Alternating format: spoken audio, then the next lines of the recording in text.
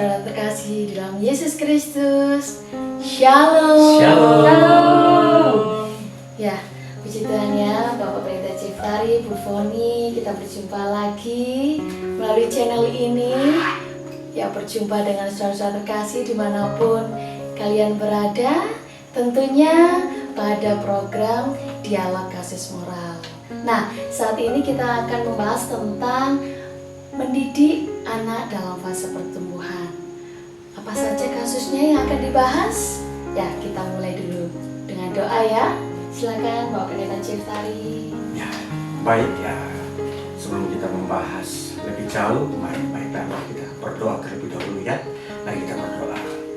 Ya Bapa, Tuhan kami Yesus Kristus, terpujilah nama-Mu, karena kasih dan kemurahan-Mu kami ada saat ini, dan kesempatan ini kami mau berbincang dan membahas soal-soal kasus perkembangan anak-anak di dalam masa pertumbuhan mereka. Biar kami membahas permasalahan ini dapat memberikan solusi bagi saudara-saudara kami yang mengikuti channel ini.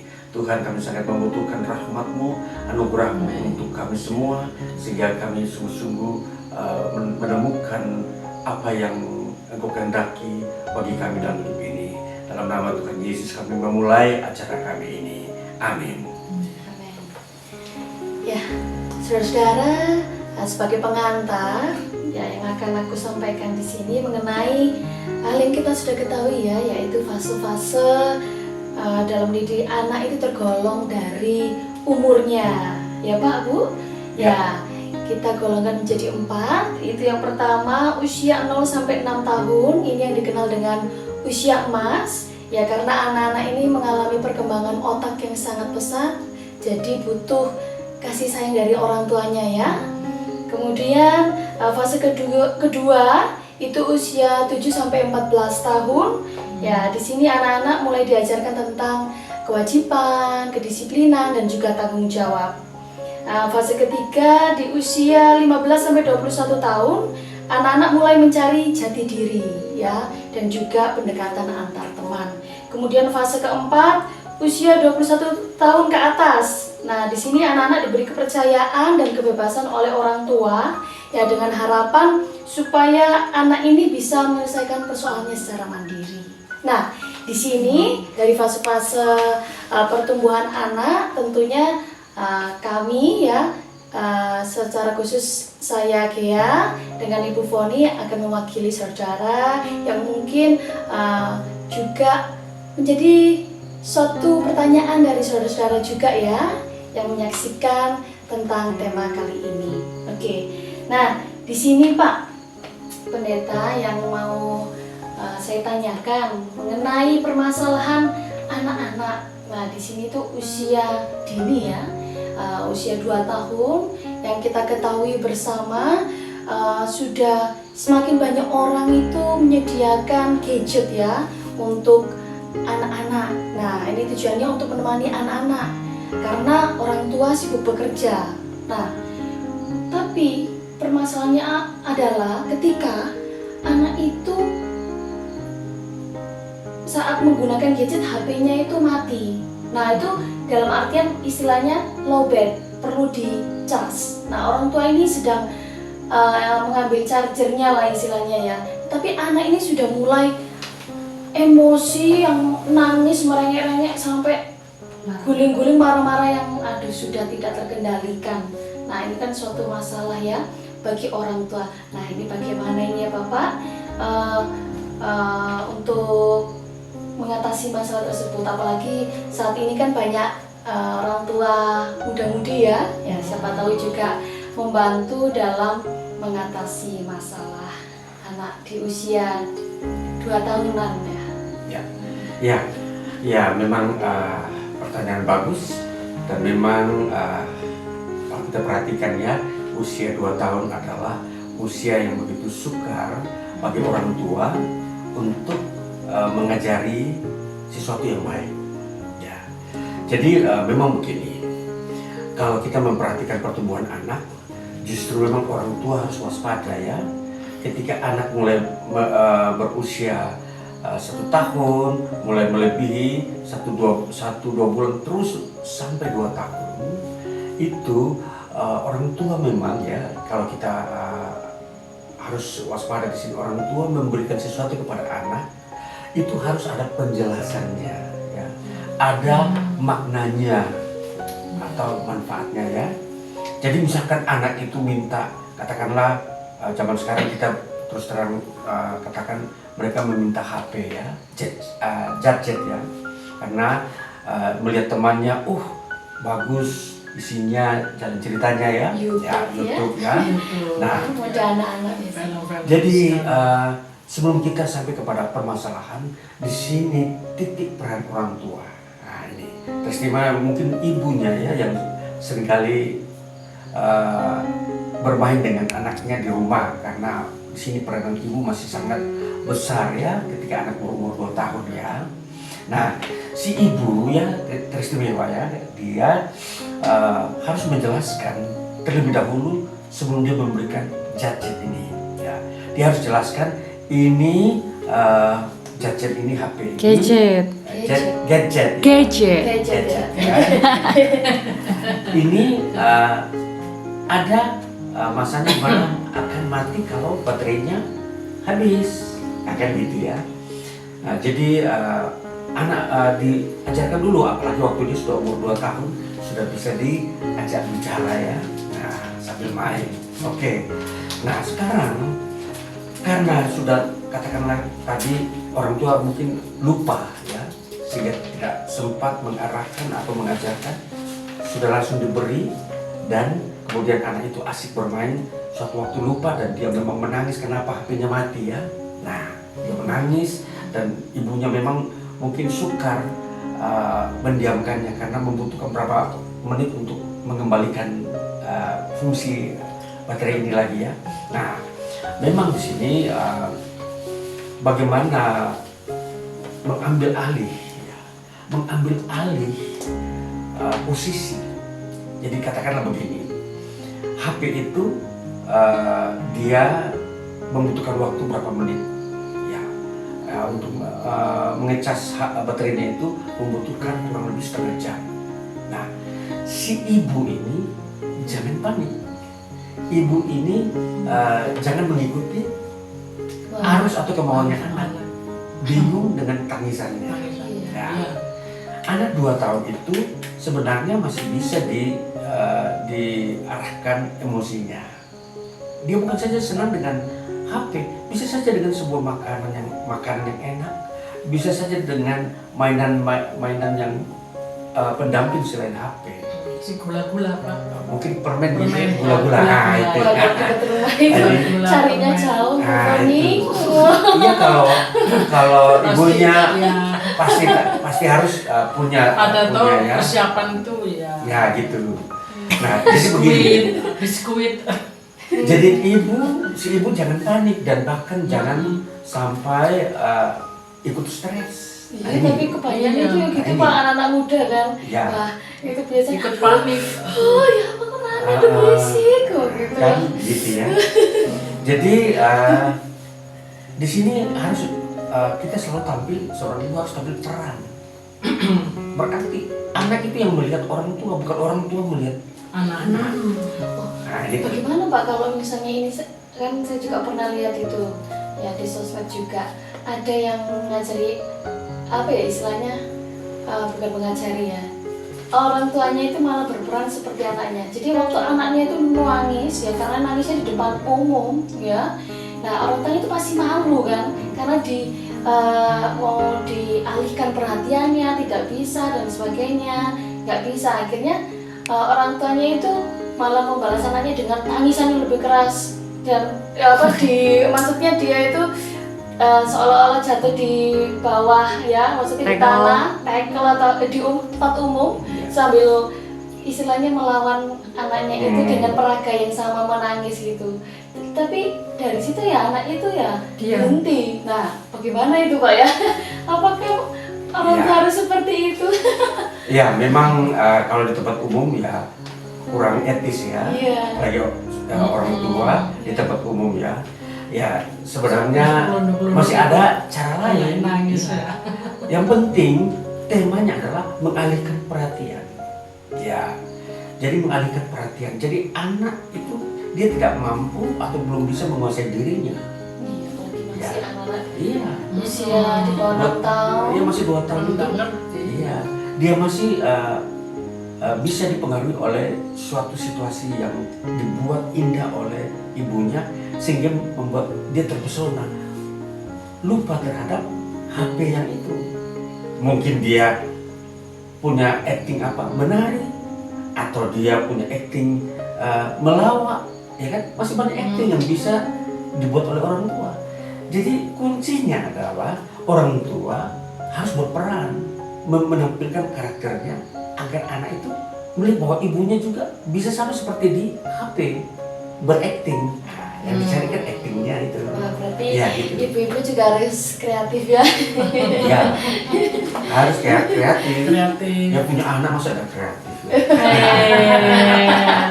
Iya kan? Nah, gitu. Iya. Ya, jadi itu ya saudara. Kemudian dari Bu Foni ada atau masih saya lagi? Saya lagi aja dulu karena ini masih Ya. menyangkut hal-hal ya itu ya. Ya, boleh. Coba. Iya. Ya memang itu yang saya tanyakan begitu Pak Pendeta, karena kan habis ini saya juga mau berumah tangga, jadi perlulah ya istilahnya bagaimana, karena kan Ya. belum pernah mengasuh anak. Nah itu mengasuh anak. Bagi mereka yang mau Iya. belajar, disinilah tempatnya berbincang-bincang untuk mendapat masukannya, input bagaimana menghadapi anak umur 2 tahun sampai katakanlah 5 tahun. Nah, memang secara motorik ini adalah masa pertumbuhannya, ya. Begitu dikatakan dia sangat membutuhkan energi yang besar ya untuk dia cepat bertumbuh. Nah, itu sebabnya ini perlu diperhatikan secara serius ya oleh orang tua terhadap anak yang umur segini, Ya. 1 sampai 5 tahun ini. Ya, Kalau larangan gitu sudah bisa diberlakukan nggak ya Pak ya di usia ya sebelum 6 tahun itu, dalam artian kayak marah mungkin atau lebih keras kepada anak, karena kan yang saya tahu dulu pernah ada kasus seperti itu bahwa pendeta itu menyampaikan bahwa kalau ke anak di usia 6 tahun ke bawah itu yang masih belum ngerti lebih diberikan kasih. Iya. Gitu. Nah, bagaimana itu Pak? Supaya kan kadang itu orang tua itu apalagi yang masih muda belum bisa mengendalikan emosi nih. Nah, gimana itu Pak? Pengaruh dari apa? Capek ya. Iya, kurang karena istirahat, bisa. lalu diganggu anak yang merengek-rengeknya itu. ya, Nah, gitu ya. bagaimana itu Pak dalam pengendaliannya itu? Ya, kalau kita bertolak dari ajaran firman Tuhan Alkitab ya, di dalam kitab Efesus pasal 6 ayat 4 saya bacakan dulu ayat ini supaya kita, Efesus 6 ayat 4, karena di sini dasar untuk kita berbicara mendidik anak yang baik itu di sini. Saya baca Efesus 6 ayat 4, bunyinya begini. Dan kamu bapak-bapak, janganlah bangkitkan amarah di dalam hati anak-anakmu, tetapi didiklah mereka di dalam ajaran dan nasihat Tuhan. Nah, ini dasar yang kita pakai bahwa mendidik anak, khususnya anak dalam usia 1 sampai 5 tahun atau 6 tahun ini ya, ini sangat membutuhkan suatu suasana kasih. Ya, karena dikatakan jangan membangkitkan amarah. Nah, jadi anak itu dia akan merasa nyaman di tengah orang tua yang selalu menghadirkan kasih. Nah, kalau kita perhatikan, kasih itu kalau sudah tertanam secara kuat sejak anak umur 1 sampai 6 tahun ini, itu menjadi dia percaya diri. Nah, jadi percaya diri dia ketika dia hadir dengan orang tuanya, dia merasa memiliki kebanggaan atau memiliki, ya katakan percaya diri ya. Aku punya orang tua yang peduli kasih itu artinya peduli. Kalau membangkitkan amarah itu berarti seringkali dimarahi kalau ada sebuah kesalahan. Nah, jadi sini kita harus perhatikan, harus ada ukuran kesalahan. Karena anak-anak umur 1 sampai 6 tahun mereka belum bisa berbuat sesuatu kejahatan, tapi kesalahan. Nah, beda kesalahan dengan kejahatannya. Kalau kejahatan itu merugikan orang lain dan dirinya sendiri. Sedangkan kesalahan itu sebuah ketidaktahuan dia apa yang harus dia perbuat, sehingga di mata orang tua menganggap itu salah. Padahal menurut anak itu dia tidak tahu, dia tidak mengerti bahwa itu benar atau salah. Nah, itulah sebabnya tidak boleh dimarahi, tidak boleh apalagi di kasari atau dipukul ya. Beda. Jadi anak umur ini sangat riskan atau peka ya dengan sentuhan-sentuhan yang asing. Ya, jadi kita perhatikan anak umur 1 tahun sampai 6 tahun ini membutuhkan 100% kasih. Sekalipun dia salah jangan dimarahi, tapi dikatakan dengan nada kasih, "Nak, tadi kamu salah loh." Perlihatkan salahnya di mana. Oh, misalkan kamu pegang gelas. Ini gelas ini kalau jatuh kena kaki pecah. Nah, itu kan dia tidak tahu. Oh, begitu. Kalau kamu pegang pisau tidak boleh, karena nanti kena tanganmu berdarah. Kalau kamu pegang main api, jangan. Atau kamu ke tempat listrik yang berbahaya, yang situ ada colokan televisi, jangan. Jadi dengan bahasa-bahasa yang memang bagi anak-anak itu masih lembut, dia membutuhkan sebuah suasana keras, suara keras. Karena memang mental anak itu dia bagaikan kapas. Kalau dipenjat begini, dia langsung susut. Biarkan kapas itu seperti kapas mekar. Jadi jiwa anak itu seperti kapas. Nah, itu tidak boleh dimarahi. Peka sekali. Kalau dia dimarahi, dia menjadi membuat memorinya takut. Dia tidak bisa kemana-mana. Dia serba takut karena selalu dimarahi oleh orang tuanya. Nah, kan gitu. Nah, inilah yang harus dipelajari soal anak berumur 1 sampai 6 tahun ini. Ini sukar. Oleh sebab itu, perhatikan juga jiwa anak umur segini. Saya kasih ilustrasikan tadi seperti kapas. Kita paham kapas itu begitu lembut, ya, begitu gampang rapuh dan rusak. Apalagi kalau kena air Dia menjadi dingin. Nah, ya kan? tidak bisa berkembang. Nah, ini sebuah pendalaman sehingga kita bisa memahami anak itu jiwanya seperti apa. Nah, gitu ya. Oke. Mungkin begitu. Terima kasih ya, Pak. Ya. Jadi memang sebagai orang tua harus memberikan perhatian lebih, peduli tadi, juga pengawasan ya. Apalagi masih di bawah 6 tahun itu Pak ya. Kasih itu tadi ya Pak ya yang diutamakan.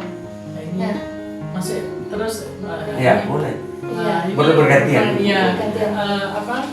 Tadi hubungan dengan kasih ya Pak Iya. ya.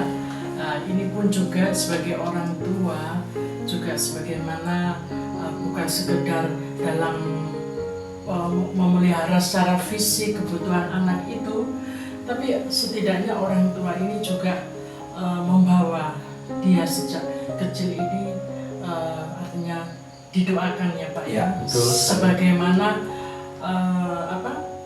dalam kitab Matius ya, di mana para orang tua itu membawa anak-anak rindu akan Yesus untuk meletakkan tangannya di atas kepala anak-anak itu serta mendoakannya. Nah, itu. Jadi inilah peranan orang tua, selain mendidik anak itu harus disertakan doa. Betul sekali. Ya. Ya, pernyataan Ibu Fon ini betul sekali dan memang sudah terang di dalam Injil Matius pasal 19 itu ya. Ya, 19 19 ayat 13 sampai 15. Di situ memang sudah jelas. Maka di dalam pendidikan keluarga Kristen, ketika anak sudah berusia 1 tahun, ya, dia sudah boleh diajak ke gereja. Dengar nyanyian, dengar doa, dengar ucapan-ucapan yang disampaikan di gereja.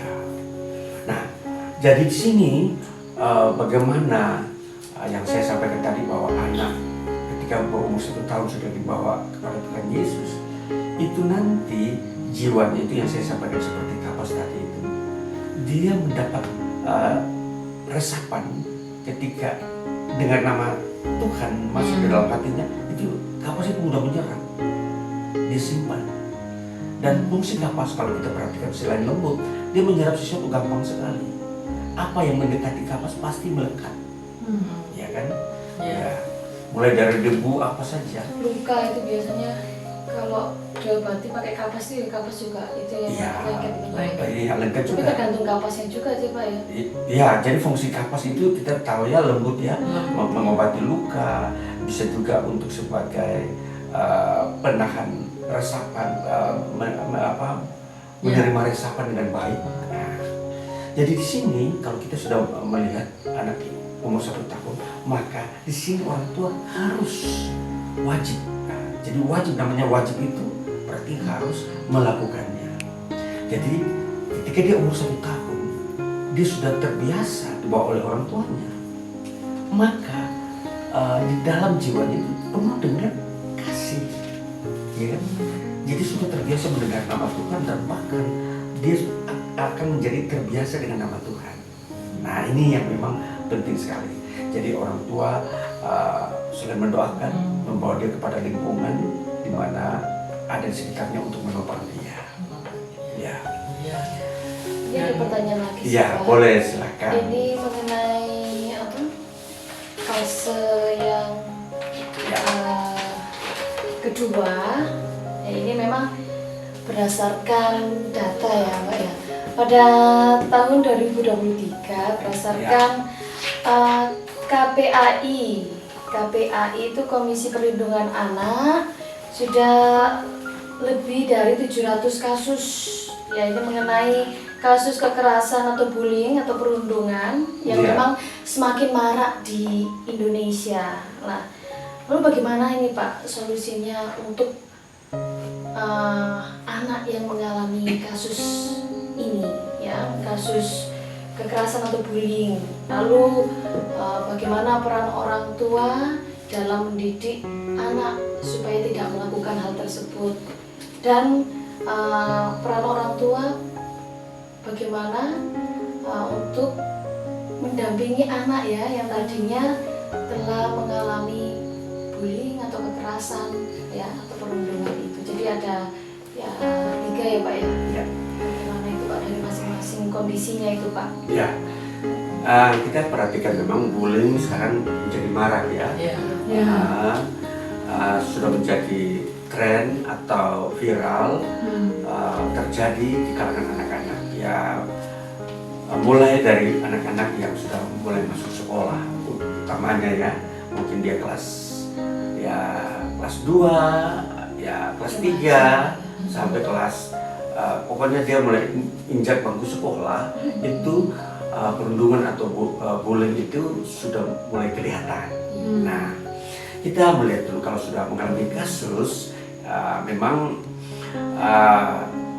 teristimewa yang dibullying ini perlu ada sebuah pengobatan oleh orang tua khusus sebenarnya yang mengalami ya. Tidak butuh orang lain, bahkan tidak perlu lagi membawa ke psikiater atau apa ya. Psikiater yang paling ampuh itu orang tua itu sendiri, Supaya anak nggak trauma gitu. tidak trauma. Bagaimana sikap orang tua atau pengajaran dan perkataan orang tua? Jadi begini, kalau bullying itu kan biasanya ada tahap-tahapnya ya, ada tahap kecil, sedang dan besar ya. biasanya anak-anak misalkan kalau SD lah, bullyingnya masih kecil tahapannya ya. Biasanya mengolok lah ya, Ya, istilahnya betul. kalau waktu zaman dulu itu ya baik secara fisik, Ya. dari rambut, warna kulit. Nah begini, jadi kita nggak usah terlalu membesar-besarkan sesuatu yang memang masih bisa diatasi ya. Ya seperti contoh kalau masih kecil, katakanlah sekolah itu kan di situ semua orang ada, entah dia dari latar belakang lingkungan mana saja, mungkin dari wilayah suku-suku atau misalkan pulau-pulau luar, dia datang sekolah di misalkan satu lokasi, misalkan dari Sulawesi ke Malang, ke Jawa, dari Jawa ke Sulawesi, kan seringkali sekolah anak-anak ikut mengikuti orang tuanya bekerja kan. Nah, jadi memang terjadi ada perbedaan. Jadi seringkali anak itu merasa sesuatu asing, ada sesuatu yang tidak seperti biasanya dia lihat kan. Seperti terbiasa dia lihat misalkan di Sulawesi orangnya bagaimana, sukunya apa. Lalu datanglah orang katakan dari Jawa sekolah, atau orang dari Papua sekolah, atau dari Kalimantan, kan bahasanya sudah beda, ya kan? Sehingga anak ini merasa kok tidak sama dengan saya. Nah, terjadi muncul sebuah ekspresi yang mau mengejek, ya kan? Nah ini seringkali sudah dianggap ini bullying atau perundungan ya. Ya sebenarnya ini masih bisa ditoleransi lah, namanya anak. Jadi tidak bisa semua anak kita terapkan seperti orang tua harus sempurna. Jangan begini, jangan begitu, begini bullying. Nah ini nanti anak itu dikekang, dia tidak bisa berekspresi. Itu sebabnya orang tua harus memberikan sebuah didikan kepada anak yang dibully, bilang beginilah, katakan, ya nak, ya pantas, tidak apa-apa. Kita memang bukan asli di sini. Jadi itu pasti teman-temanmu akan berbicara tentang logat bahasamu, dan walaupun itu seringkali dibuat olok-olokan, anak-anak itu tidak mengerti apa itu ngolok-ngolok, tapi itu hanya sebuah ekspresi bahwa itu asing bagi mereka. Nah, kan jadi itu bukan tergolong bullying ya. Nah, kita masih bisa jadi toleransi ya. Bikin besar hati anak Ya, besar hati anak. Jadi memang perlu ya diberitahu ya Pak ya, supaya nggak terbiasa sampai nantinya dia semakin bertambah umur ya Pak ya, nanti kebiasaan malah menjadi berlebihan gitu nanti ya Pak. Iya, begini, bukan soal itu, memang seringkali orang takut dengan apa istilah pada waktu masih usia emas ini tidak dinasihati, nanti terbiasa katanya ya. Ya memang jangankan anak, orang sudah dewasa pun akan merasakan sesuatu seperti itu karena dia berekspresi kan. Contoh, misalkan kita sudah dewasa, datanglah orang bule luar negeri tapi bahasa Indonesia atau bahasa logat ini, kan kita juga kadang tertawa ya. Tertawa. Tapi kalau kita Kan dewasa kadang juga. iya, kadang nggak begitu sampai kesinggung sih. Kalau orang dewasa Soalnya kan lebih bisa. dia juga perhatikan, ini kulitnya lain tapi kok bisa bahasa seperti kita. kan Itu sama saja. Ya, Jadi benar-benar itu juga. sebuah masih kewajaran ya, wajar-wajar hal-hal yang terjadi. Nah, tapi kalau sampai itu Pak berkelahi kekerasan, itu. nah ini dia. Itu yang dilihat kembali kalau si anak itu karena mungkin ada sesuatu hal, misalkan dia memiliki HP yang lain nggak punya, lalu terjadi katakanlah perkelahian atau saling memarahi atau bermusuhan, ya kan, gara-gara memang memiliki sesuatu benda itu ada yang punya, ada yang nggak punya. Nah kan, jadi itu sesuatu yang perlu dibicarakan lagi. Nah itulah sebabnya di sini bagaimana setiap orang tua selalu mengajarkan yang baik kepada anaknya. Katakan kalau orang tua lupa, belum sempat mengajarkan, tapi anak-anak pulang ke rumah bawa kasus, orang tua harus mengajarkan yang baik. Nah, dia harus melihat kasus ini apa.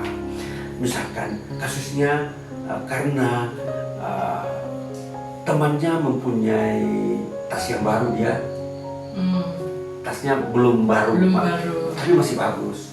Lalu dia bawa kasus, lalu bahwa dia tidak mau tas itu, atau dia tidak ditemani oleh teman yang ini yang punya tas baru, contoh dia punya tas lama. Nah, itu biasanya ekspresi begitu kan pasti aja anak-anak. Nah, orang tua bagaimana perlu menjelaskan kepada anaknya supaya jangan memusuhi atau memarahi temannya. Selalu ada aliran air yang baik keluar dari orang tua untuk supaya ditransferkan kepada kehidupan di lingkungan sekolah. Jadi kalau orang tua memakai bahasa kasih, katakanlah, ya nanti berdoalah suatu waktu yang mama atau papa akan beli ganti, asal kamu belajar dulu ya, belajar nanti pasti mama beli. Memberikan sebuah semangat janji itu, anak itu menjadi gembira. Iya, pasti dia tanya kapan? Ya ini kan bulan, misalkan ini bulan November, nanti Desember mama belikan. Nah, dia tambah senang. Jadi dia tidak akan membenci temannya atau dia tidak merasa lagi dijauhkan oleh temannya. Oh, pasti bulan depan mamaku sudah janji beli saya tas. Jadi ini Pak, menaruh keyakinan pada anak ini ya, pada orang tua. Itu sebagai pencegahannya gitu ya Pak? Pencegahan. Tapi biasanya itu pada umumnya kelihatannya sih ya, cuman nggak tahu ini benar apa enggak. Peran orang tua itu akan kelihatan ketika anak itu dalam masalah, bukan saat mencegah sesuatu itu terjadi. Nah, seperti anak itu kan kita tahunya dididik baik ya di dalam rumah, ternyata di luarnya dia yang membuli orang ya, mesti anak orang lain. Kadang seperti itu. Nah, itu gimana itu Pak ya, maksudnya pencegahan dari orang tua itu ke anak seperti apa sebelum terjadinya masalah itu loh Pak? Ya memang ini lingkaran yang namanya disebut lingkaran kehidupan. Orang tua memulai dari mana?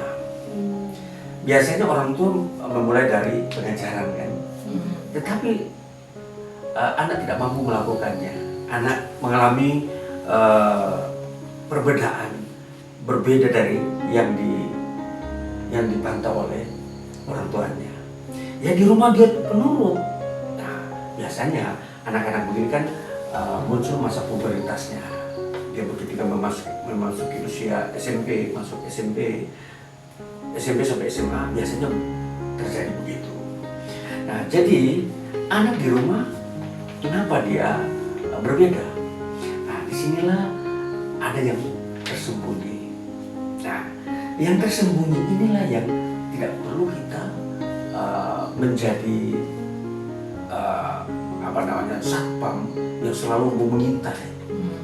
Tidak perlu, karena ada yang tersembunyi itu nanti secara alamiah itu akan terbuka. Dengan cara bagaimana metodenya? Orang tua itu selalu dekat dengan anak secara rileks saja. Buka isi hati suasana cerita, bahwa suasana kehidupan keluarga itu harmonis. Dia merasa bahagia. Nanti hal yang tersembunyi itu baru dia cerita. Pak, Ma, aku ini begini. Jadi dia tidak mempunyai rasa takut pada orang tuanya untuk menceritakan apa yang tersembunyi tadi itu. Nah, yang tersembunyi inilah yang seringkali yang dikatakan tadi, pertanyaan tadi, di rumah kelihatan baik, tapi ketika di sekolah atau bergaul, dia malah membuli, ya kan? Nah, ini ini kalau orang tua kaget, lalu misalkan laporan guru katakan, ya ini faktanya Bu, anak ibu yang memulai memukuli ya. Lalu mulailah ibu ini rasa aneh, di rumah dia begitu baik manis, penurut, tapi kok di luar dia begitu. Nah, tidak perlu khawatir juga. Nah, ini ibu atau bapak yang mempunyai anak seperti ini tidak perlu langsung kaget dan naik darah atau naik apa ya? Tensi. Ini biasanya Tekanan. langsung kanan naik, langsung di tensi, tahu 120 Pak ini. Bahkan lebih tuh Pak. Bisa lebih ya? Ya. Nggak perlu ya. Jadi kita perhatikan bahwa dengar informasi, ya tenang-tenang. Oh begitu ya. Oh ya, ya maaf ya Ibu. Nanti kami koreksi lagi anak kami.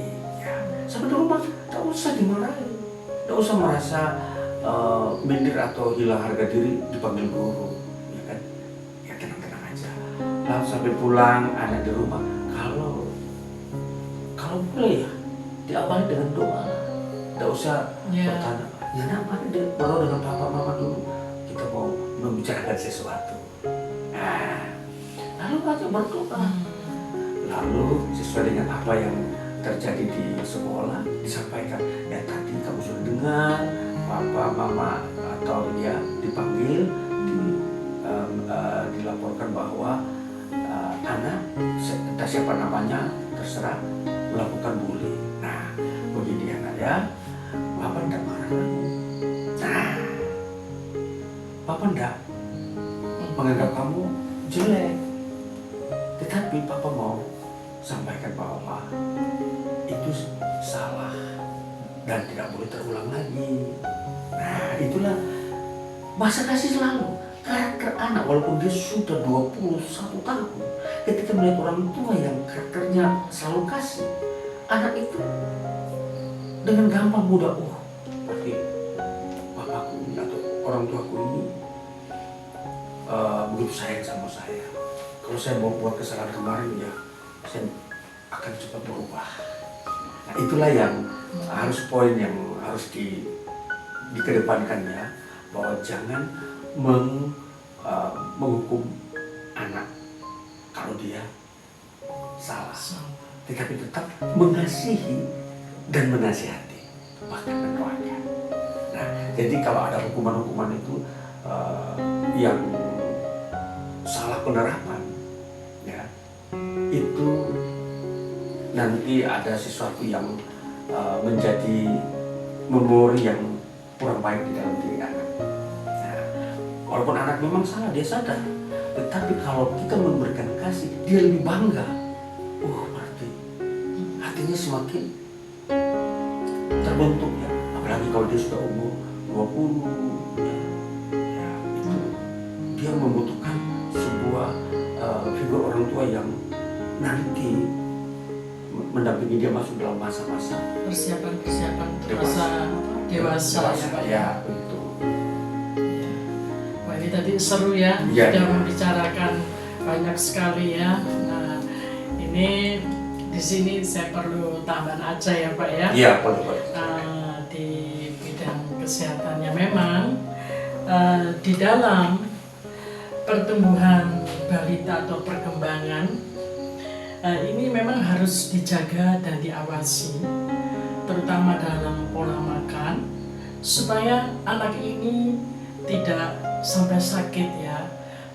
Terutama sakit ini biasanya kalau pola makan tidak dijaga itu bisa menyebabkan diare. Nah, diare ini ada dua, yaitu yang infeksi, yang infeksi dan non infeksi. Nah, jadi ini ibu-ibu khususnya ya ibu-ibu muda ya, jadi perlu belajar di sini. Jadi kalau yang disebabkan dari infeksi ini diakibatkan karena virus, bakteri dan parasit. Nah, itu ya Pak ya. Lalu kalau yang non infeksi, nah ini anak yang sulit makan, ya. Lalu kelainan pencernaan dan gangguan penyerapan makanan pada usus. Nah, jadi menurunnya kekebalan tubuh dan kekurangan gizi. Nah, ini yang non infeksi ya. Jadi jangan dikira diare, wah diare itu aja macam, tapi ini ada dua ya. Hmm. Lalu jadi oleh sebab itu para ibu-ibu bila memasak harus air yang bersih ya, karena untuk minum juga diperlukannya itu. Dan dibiasakan cuci tangan ya. Kadang kalau kita sudah sibuk dari mana, misalnya kita menyapu atau apa yang kita kerjakan, mungkin angkat pakaian atau dan lain sebagainya, sehingga waktu anaknya ini kita mengurus anak ini untuk waktunya mau makan apa itu ya, dengan cepatnya aja kita tanpa lupa cuci tangan langsung ambil langsung kita suap. Itu selalu ada di situ ya. Jadi itu harus dibiasakan dengan cuci tangan ya. Dan juga jangan lupa anak ini harus dibawa ke puskesmas untuk diadakan imunisasi. Jadi memang rawan atau peka anak-anak dalam pertumbuhan ini bila tanpa diimunisasi secara lengkap ya, berurutan ya itu. Jadi terus ya ini mungkin sekarang di desa-desa sudah ada perkembangan mengenai jamban ya Pak ya.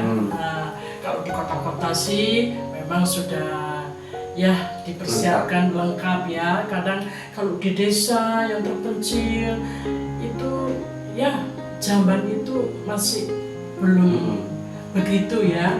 Jadi ada yang ya di kali, ada yang itu ya di hutan ya. Ya di hutan. Jadi itu sebaiknya diperhatikan ya, khusus di lingkungan daerah terutama pemerintahan, untuk memperhatikan kesehatan pertumbuhan balita anak-anak ini, terutama harus disediakan jamban supaya mereka terbiasa tahu dan teratur dalam dan mengerti bagaimana untuk buang air besar ya.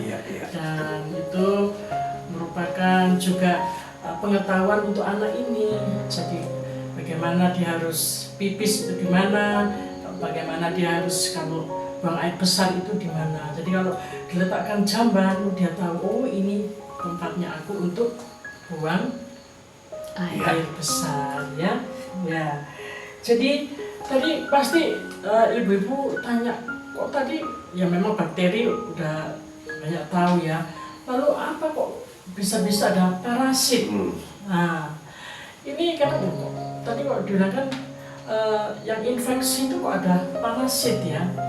Jadi yang dikatakan parasit itu, jadi cara memasak makanan itu harus bersih ya. Jadi dicuci sebelum dimasak itu harus dicuci dengan bersih, baik itu sayur maupun ikan.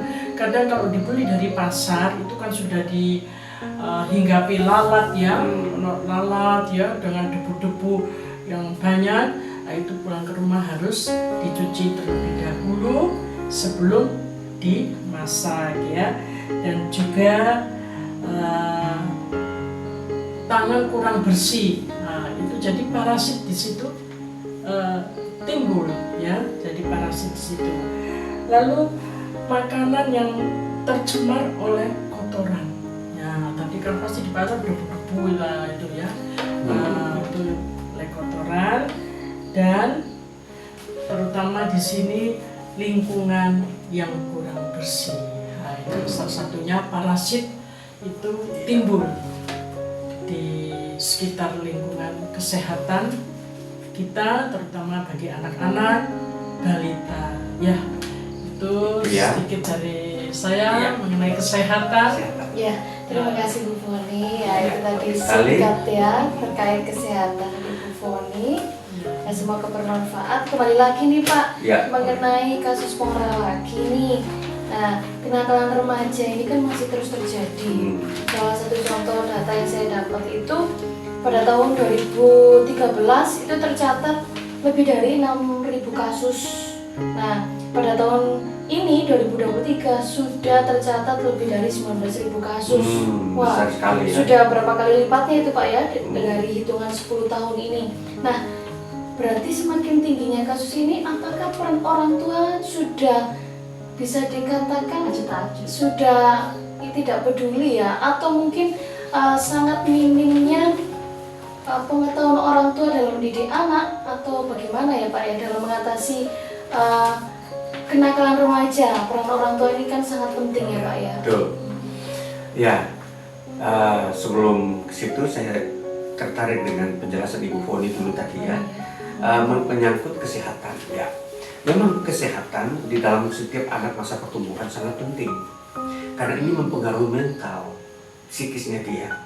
Jadi seorang anak kalau dia sudah dipuaskan oleh orang tuanya di rumah dengan makanan yang bergizi, dia tidak akan mudah jajan di luar. Ya boleh katakanlah akan jajan, dan dia juga akan tidak melakukan sebuah pelanggaran karena dia sudah diasuh oleh orang tua dengan memberikan asupan makanan yang bergizi ya, membuat jiwanya atau tubuhnya juga sehat.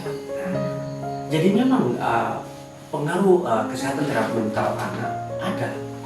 Jadi kalau anak kurang gizi dalam pertumbuhannya, membuat tingkat psikisnya dia, mentalnya dia juga berpengaruh. Katakanlah contoh, ini kalau kita membandingkan, katakanlah anak-anak di pedalaman, mereka setiap hari makannya katakanlah ubi, singkong, katakanlah gitu ya. Dengan anak di kota sudah lengkap makanannya. Ketika mereka ketemu di satu tempat, kelihatannya lebih bahagianya anak kota. Karena kebutuhannya lebih lengkap duluan. Nah, sedangkan anak pedalaman dia melihat sesuatu seperti dia asing dengan makanan kota tuh.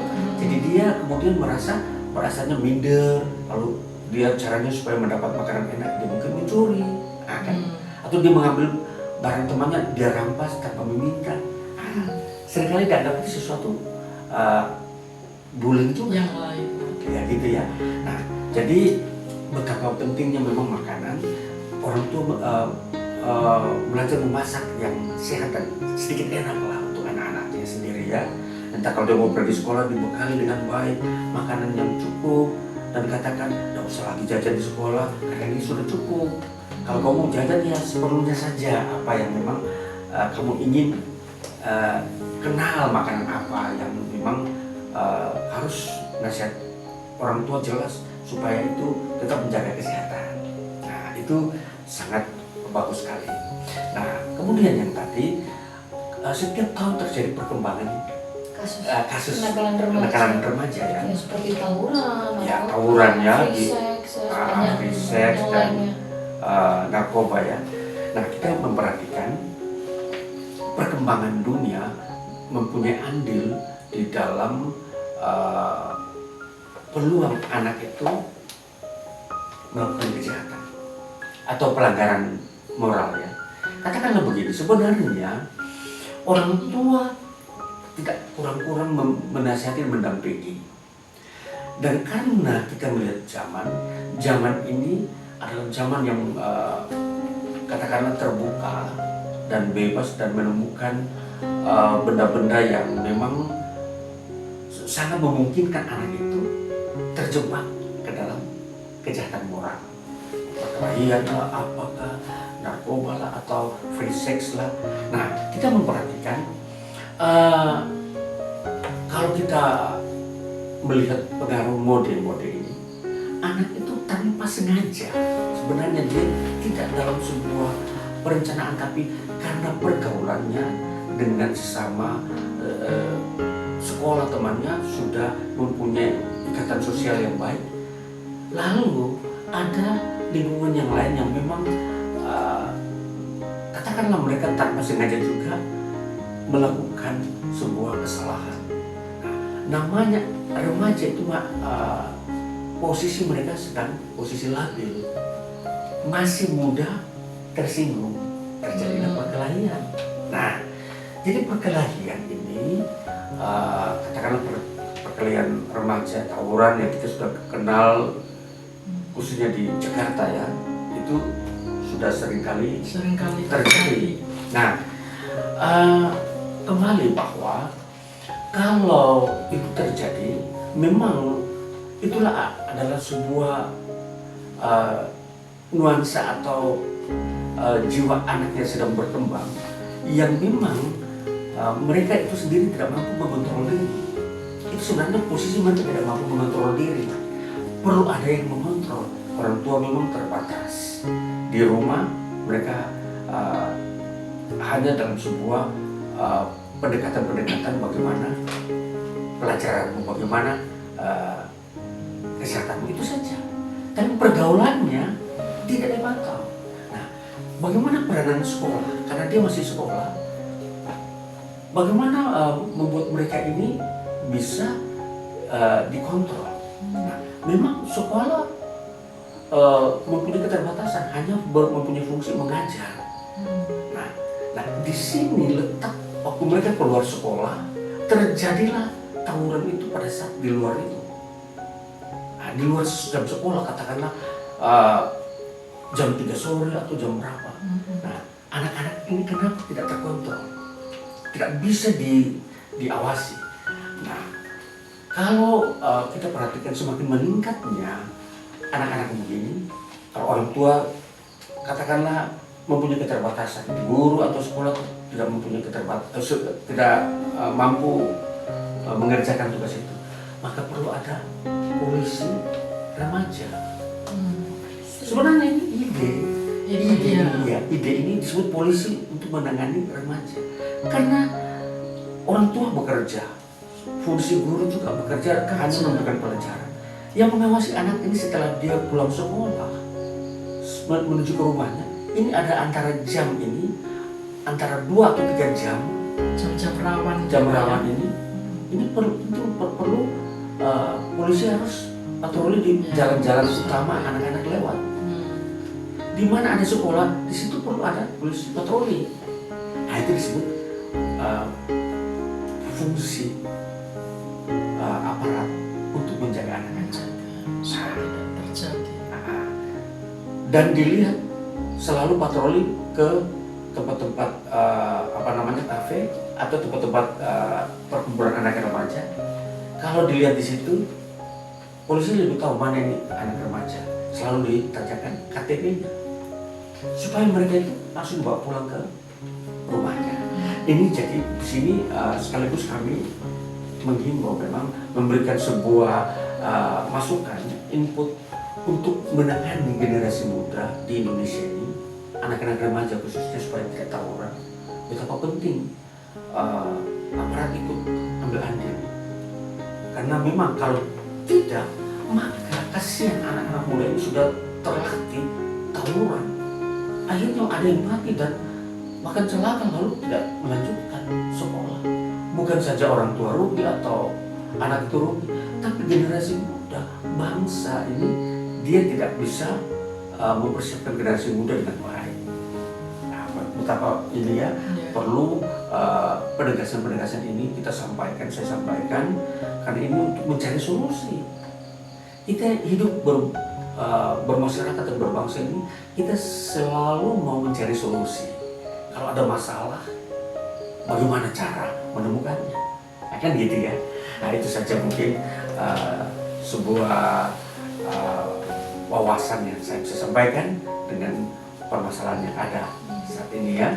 Kalau mengenai itu Pak, anak-anak remaja itu perlu nggak ya istilahnya edukasi tentang seks, maksudnya supaya nggak terjadi free sex. Ini kan dalam artian mengenai mendidik anak ya dalam fase pertumbuhan. Nah, termasuk tadi dalam mencegah anak-anak supaya tidak terjerumus dalam kenakalan remaja. Nah, bagaimana menurut Bapak mengenai edukasi? Edukasi memang penting, tapi pengawasan jauh lebih penting. Ya. Semua ilmu itu mudah kita sampaikan, tetapi pengawasan kalau tidak pernah dilakukan juga sia-sia. Edukasi itu kan perlu ada yang mengontrol. Nah, jadi di sini penting pada usia remaja pengetahuan tentang kegiatan seksual itu penting. Dan di dalam penjelasannya memperlihatkan untung ruginya, bahaya teristimewa bahaya yang akan dialami oleh si remaja jika itu dia lakukan. Makanya itu diperlihatkan bahayanya, karena memang itu fakta, kerugian akan yang dialami. Nah, jadi walaupun kita menyampaikan kerugiannya, kita tidak boleh juga melepaskan, karena anak itu, remaja itu, dia masih labil, dia belum bisa menguasai dirinya. Mendapat sebuah pembohongan dari pihak lain, dia terhanyut dengan pembohongan itu. Nah, betapa penting pengawasan. Nah, bagaimana pengawasan ini? Nah, pengawasan inilah kalau kita lihat, kalau fungsi aparat khususnya kepolisian yang ingin mau meningkatkan moral anak-anak remaja, harus juga di tempat-tempat umum. Ya, dulu saya pernah remaja, zaman kami polisi selalu tanya, kalau ketemu di jalan pulang sekolah, mau kemana? Oh, mau mampir beli buku dulu Pak, segera pulang. Karena pakaian seragam. Zaman saya masih sekolah. Tidak boleh ada di tempat-tempat umum seperti main biliar, tempat orang di situ ngumpul orang tua jual obat. Tidak boleh ada anak seragam sekolah, harus pulang. Langsung disuruh pulang. Waktu saya masih SMA. Nah, ini sebuah di mall-mall juga tidak boleh ada seragam sekolah. Makanya ini orang tua dari rumah harus menjaga anak, jangan bawa pakaian cadangan. Tidak boleh bawa pakaian, walaupun dia bilang olahraga ini untuk pakaian ganti, tidak boleh. Karena itu nanti dipakai, dimanfaatkan ke mall-mall, ajak teman-temannya berkeluyuran. Nah, ini. Jadi sebuah saja ya, pencegahannya ini nasihat saja, karena saya juga dulu SMA seperti itu. Nah, mungkin bisa dikembangkan, bisa diteruskan program yang dulu menjaga remaja. Nah, gitu ya. Ya, ini mengenai yang lain ini Pak ya. Untuk fase yang dewasa, yang usia 21 tahun ke atas. Nah, ini anak-anak ini sudah diberi kepercayaan dan kebebasan oleh orang tuanya dengan harapan bahwa anak bisa menyelesaikan persoalannya secara mandiri. Nah, mengenai hal seperti ini, maksudnya tanggapan Bapak, apakah setuju atau memang perlu dalam pengawasan orang tua lagi juga nasihat ya, apalagi kalau memang di usia tersebut anak memang belum menikah ya. Sedangkan di sisi lain mungkin ada anak yang memang ingin bercerita supaya dia mendapatkan solusi dari masalah yang dihadapi. Lalu ada juga tipe anak yang memang tidak mau cerita, nggak mau nambah pikiran orang tua kayak gitu. Tetapi masalahnya malah nggak bisa mendapatkan solusi. Nah, ini seperti apa Pak tanggapannya? Ya. Tetap masih perlu dalam bimbingan. Selama anak itu masih ada dalam lingkungan satu rumah dengan orang tua, artinya belum menikah, peranan orang tua tetap selalu memberi nasihat dan bimbingan, walaupun dia kelihatan tidak punya masalah. Nasihat itu bukan selalu berkata kamu harus begini-begini, bukan. Sebuah hubungan pribadi orang tua dengan anak itu sudah membawa sebuah suasana tentram bagi anak. Itu bahasa tubuh itu adalah bahasa nasihat. Kalau orang tuanya tentram, tenang, pasti anak merasakan. Kalau orang tuanya mabuk-mabukan, pasti anak terganggu. Kalau orang tuanya jarang pulang rumah, anak juga ikut terganggu. Nah, itulah dari orang tua. Nah, jadi kalau ingin anak itu bahagia dan tidak menyimpan sesuatu, ya orang tua harus selalu ada di rumah. Yang mungkin kalau dia kerja luar kota, dia harus berkata terus terang kepada anaknya, saya akan ke luar kota 1 minggu. Namun harus diingat kalau keluar 1 minggu, mungkin hari kedua sudah bisa WA atau miss call atau video call ya kan, kepada baik anaknya yang ada di situ yang sudah pemuda, diajak santai aja berapa menit, 1 menit, 2 menit lagi bikin apa, itu dia akan merasa Diperhatikan. iya, diperhatikan. Oke. Nah, itulah yang dimaksudkan bahwa nasihat itu tidak selalu dengan kata-kata ketika anak sudah dewasa, dengan bahasa tubuh. Nah, itu aktif dan selalu apa yang orang tua bicarakan harus benar-benar jujur. Pentingnya orang tua berkata jujur itu karena anak itu akan lebih percaya. Oh, ya orang tuaku sedang kerja keluar kota, jadi ya saya mendoakan supaya berhasil. Yang begitu.